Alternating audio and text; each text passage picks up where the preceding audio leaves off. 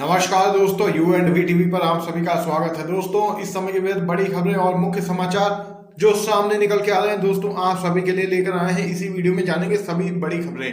तो दोस्तों, आपसे एक छोटी सी रिक्वेस्ट भी है, अगर आप पहली बार हमारे यूट्यूब चैनल पर आए हैं तो चैनल को सब्सक्राइब करके बेल के आइकन को जरूर दबाइएगा दोस्तों। तो चलिए दोस्तों, खबरें आपको बताते चलें। चुनने की आजादी के खिलाफ है लव जिहाद से जुड़ा कानून, बोले पूर्व सुप्रीम कोर्ट के जज लोकुल। आपको दोस्तों बताते चलें, उत्तर प्रदेश की सरकार ने हाल ही में लव जिहाद से जुड़ा कानून, गैर कानूनी धर्मांतरण विधेयक को मंजूरी दी है। यूपी सरकार के इस कदम की हर तरफ काफी आलोचना हो रही है। वहीं मध्य प्रदेश और हरियाणा की भाजपा शासित सरकारें भी इसी रास्ते पर चल रही हैं। इसी बीच सुप्रीम कोर्ट के पूर्व न्यायाधीश मदन लोकुल ने इस कानून का विरोध किया है। पूर्व न्यायाधीश ने कहा कि लव जिहाद कानून चुनने की आजादी के खिलाफ है। सुप्रीम कोर्ट के पूर्व जज मदन लोकुल ने एक बयान जारी करते हुए कहा कि उत्तर प्रदेश में हाल ही में पास हुआ वो अध्यादेश दुर्भाग्यपूर्ण है जिसमें जबरन, धोखे या बहकावे से धर्मांतरण का शादी करने की बात कही गई है। ऐसा इसलिए है क्योंकि यह अध्यादेश चुनने की आजादी, गरिमा और मानवाधिकारों की अनदेखी करता है।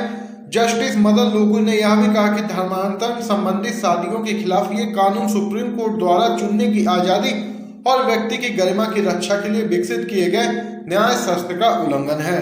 वहीं पूर्व न्यायाधीश जस्टिस मदन लोकुल ने 2018 के हादिया केस का जिक्र करते हुए कहा कि हादिया केस में सुप्रीम कोर्ट की ओर से दिए गए आदेश का क्या हुआ। लोकुल ने कोर्ट के आदेश का हवाला देते हुए कहा कि उसमें कहा गया था कि एक महिला अपनी मर्जी से धर्म परिवर्तन कर इस्लाम अपना सकती है और अपनी पसंद के आदमी से शादी कर सकती है। देख सकते हैं, सुप्रीम कोर्ट के पूर्व न्यायाधीश मदन लोकुल ने लव जिहाद कानून का किया है विरोध। इसी के साथ दोस्तों, अगली बड़ी खबर की तरफ चलते हैं। किसान आंदोलन को लेकर राहुल गांधी का प्रधानमंत्री मोदी पर हमला, कहा जागिए, अहंकार की कुर्सी से उतरकर सोचिए। केंद्र की मोदी सरकार द्वारा लाए गए कृषि कानूनों के खिलाफ किसानों का आंदोलन 5वें दिन भी लगातार जारी है। ऐसे में कांग्रेस के पूर्व अध्यक्ष राहुल गांधी ने प्रधानमंत्री मोदी का नाम लिए बिना उन पर निशाना साधते हुए कहा कि देश का अन्नदाता सड़कों मैदानों में धरना दे रहा है और झूठ टीवी पर भाषण। आगे दोस्तों आपको बताते चले, किसानों का अधिकार दीजिए, राहुल गांधी। उन्होंने कहा कि जागिए, अहंकार की कुर्सी से उतरकर सोचिए और किसान को उसका अधिकार दिया जाना चाहिए। वायनाड से सांसद राहुल गांधी ने ट्वीट कर लिखा, अन्नदाता सड़कों मैदानों में धरना दे रहे हैं और झूठ यानी कि मोदी टीवी पर भाषण। किसान की मेहनत का हम सब पर कर्ज है, ये कर्ज उन्हें न्याय और हक देकर ही उतरेगा, ना कि उन्हें तुतकार कर, लाठियां मारकर और आंसू गैस चलाकर। जागिए, अहंकार की कुर्सी से उतरकर सोचिए और किसानों का उनका अधिकार दीजिए।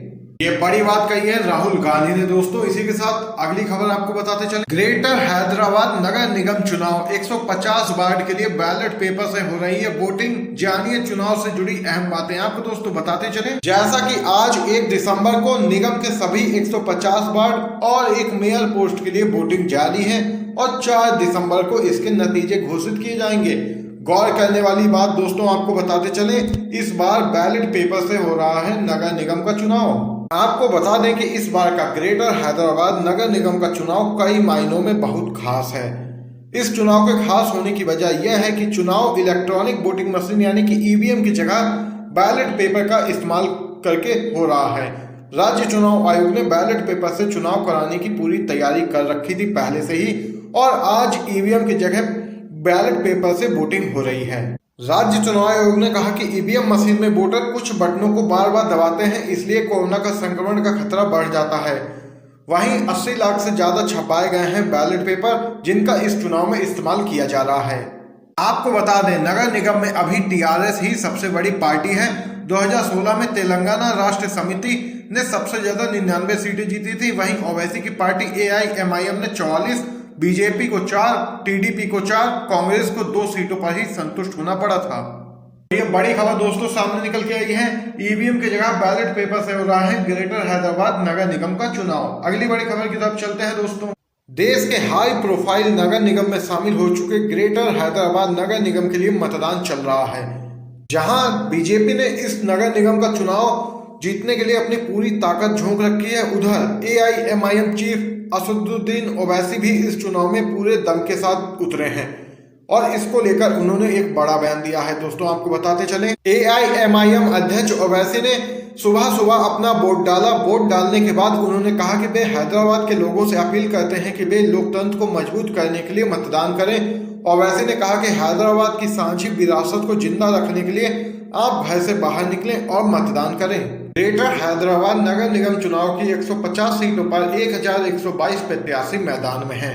वहीं दोस्तों आपको बताते चले नगर निगम की 150 सीटों के लिए 2927 मतदाता स्थल बनाए गए हैं, जहां पर 9101 वोटिंग बूथ हैं।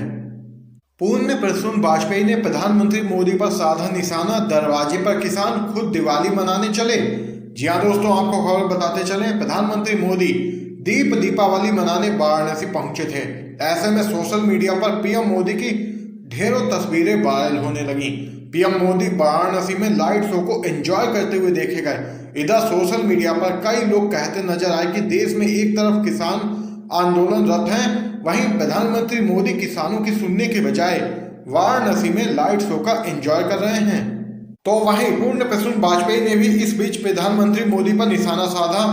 मोदी को लेकर पूर्ण प्रसून वाजपेयी ने 2 ट्वीट किए। दोनों ट्वीट्स में उन्होंने इनडायरेक्टली प्रधानमंत्री मोदी पर तंज कसा और कहा कि वो राजा हैं या सेवक, दरवाजे पर किसान खुद चले दीपावली मनाने। अपने दूसरे ट्वीट में प्रधानमंत्री मोदी के लिए उन्होंने लिखा, मां गंगा ने बुलाया है, सरकार गंगा जल की तरह साफ है, राम तेरी गंगा मैली हो गई। पूर्ण प्रसून वाजपेयी के इन पोस्ट्स पर ढेर सारे कमेंट्स आने लगे और बहुत से लोगों ने इन ट्वीट्स का समर्थन भी किया और मोदी सरकार को जमकर किया है ट्रोल। इसी के साथ दोस्तों अगली खबर बताते चले आपको। बीजेपी का कर्नाटक में हिंदू कार्ड, लिंगायत से लेकर ब्राह्मणों को दे सकते हैं टिकट पर मुसलमानों को नहीं, बोले येदियुरप्पा सरकार के मंत्री। आपको दोस्तों बताते चले कर्नाटक की बेलगावी लोकसभा सीट में होने वाले उपचुनाव को लेकर बीजेपी के नेता और येदियुरप्पा सरकार में ग्रामीण विकास मंत्री के.एस. ईश्वरप्पा ने एक बड़ा विवादित बयान दे दिया है। ईश्वरप्पा ने कहा कि बीजेपी इस चुनाव में किसी भी मुस्लिम उम्मीदवार को टिकट नहीं देगी। उन्होंने कहा कि बेलगावी हिंदुत्व का केंद्र है और टिकट इसके समर्थकों में से ही किसी को दिया जाएगा। ईश्वरप्पा ने अपने विवादित बयान में कहा कि हम किसी भी हिंदू समुदाय को पार्टी टिकट दे सकते हैं। आपको बताते चले उन्होंने कहा कि लेकिन निश्चित रूप से मुसलमानों को टिकट नहीं दिया जाएगा। वहीं दोस्तों अगर आप लोग भी इस तरीके के बयानों का जबरदस्त तरीके से विरोध करते हैं और भारत में हिंदू मुस्लिम एकता का समर्थन करते हैं और समर्थन करने के पक्ष में है तो अभी वीडियो को लाइक कीजिए, अपना समर्थन दर्ज करवाइए। वहीं दोस्तों अगली बड़ी खबर आपको बताते चले। शिवसेना सांसद बोले किसानों पर बंदूक तानने वाले चीनी सेना पर चुप क्यों हैं, किसान आतंकवादी हैं तो चीनी क्या है। आपको दोस्तों बताते चले बीते कुछ दिनों से कृषि कानूनों के खिलाफ आंदोलन कर रहे किसान अपनी मांगों को लेकर अडिग हैं। हरियाणा दिल्ली के कई बॉर्डर्स पर लाखों की तादाद में किसान जुटे हुए हैं। बताया जा रहा है कि किसानों ने गृह मंत्री अमित शाह के साथ बातचीत करने की पेशकश को भी ठुकरा दिया है। किसानों का कहना है कि वह दिल्ली के रामलीला मैदान में जाने की पूरी कोशिश करेंगे। हरियाणा दिल्ली बॉर्डर पर मोदी सरकार का विरोध कर रहे किसानों को अब महाराष्ट्र सरकार का भी समर्थन मिल गया है। शिवसेना नेता सांसद संजय राउत ने इस मामले में किसानों के पक्ष में बड़ा बयान दिया है। शिवसेना नेता संजय राउत का कहना है कि किसानों द्वारा किया जा रहा यह आंदोलन दुनिया भर को एक बड़ा संदेश है। मोदी सरकार की तानाशाही के खिलाफ लाखों करोड़ों किसान दिल्ली हरियाणा की सीमा पर शांतिपूर्वक तरीके से सरकार के खिलाफ आंदोलन कर रहे हैं, लेकिन भाजपा की सरकार उन्हें आतंकवादी और खालिस्तानी बुला रही है। यह सिर्फ भारत के ही नहीं बल्कि दुनिया भर के किसानों का बड़ा अपमान किया जा रहा है। वहीं इस मामले में मोदी सरकार पर हमलावर होते हुए उन्होंने कहा कि हरियाणा में जिस तरीके से किसानों पर बल का प्रयोग किया जा रहा है, उन पर आंसू गैस के गोले छोड़े जा रहे हैं, लाठियां बरसाई जा रही हैं, उन पर बंदूकें तान कर डराने की कोशिश की जा रही है। अगर सरकार ने यह बल प्रयोग चीन की सीमा पर किया होता तो लद्दाख में चीनी सैनिक नहीं घुसते। यह बड़ी खबर दोस्तों निकल के आई है सामने शिवसेना नेता संजय राउत की तरफ से। इसी के साथ अगली बड़ी खबर की तरफ चलते हैं दोस्तों। प्रियंका गांधी का ट्वीट, किसान कानून बिना किसानों से बात किए कैसे बन सकते हैं।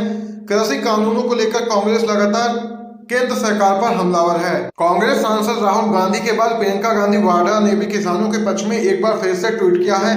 एक वीडियो शेयर करते हुए प्रियंका गांधी ने पूछा है कि किसान कानून बिना किसानों से बात किए कैसे बनाए जा सकते हैं। आपको बताते चलें दोस्तों, प्रियंका गांधी ने ट्वीट में लिखा, नाम किसान कानून लेकिन सारा फायदा अरबपति मित्रों का। किसान कानून बिना किसानों से बात किए कैसे बन सकते हैं, उनमें किसानों के हितों की अनदेखी कैसे की जा सकती है। सरकार को किसान की बात सुननी चाहिए।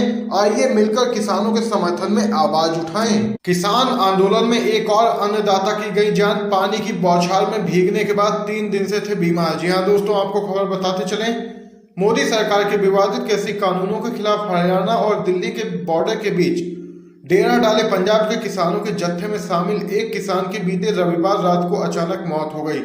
मृतक की पहचान गज्जन सिंह के रूप में हुई है, जो कि लुधियाना के रहने वाले बताए जा रहे हैं।